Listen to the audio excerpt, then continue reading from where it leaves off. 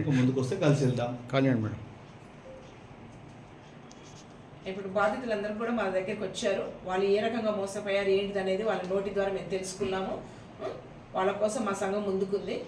ఇంకా వీళ్ళతో పాటు ఇంకా మహిళలు ఇంకా మోసపోయిన వాళ్ళు ఇళ్లలో కూర్చొని బాధపడకుండా మేము మోసపోయాము, మా తరఫు నుంచి ఇంతమంది మోసపోయారు, ఈ కంపెనీ ద్వారా మేము చాలా సఫర్ అవుతున్నామని బాధపడుతున్న వాళ్ళు ధైర్యంగా రండి. మా సంఘం మీకు చివరి వరకు మీకు తోడుంటుంది.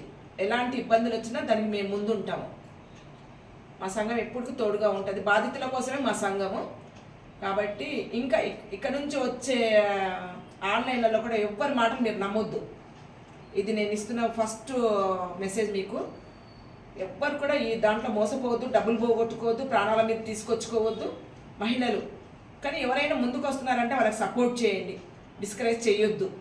మీరు కూడా రండి, మనం అందరం కలిసి పోరాడితేనే కానీ ఇది మనం సాధించుకోలేం. ఏదైనా పోరాడితేనే మనం సాధించుకుంటాము. మీరు అందరు కలిసి ఎట్లా సంకల్ప సిద్ధికి డబ్బులు కట్టి మీరు ఎట్లా లాస్ అయ్యారో, అరుణోదయలో డబ్బులు కట్టి ఎట్లా మోసపోయారో, అతను మంచి మాటలు నమ్మి మీరు మోసపోయారు. కానీ మా మాటలు మీరు నమ్మి రండి, మీ బాధ నుంచి మేము విముక్తిని చేస్తాం.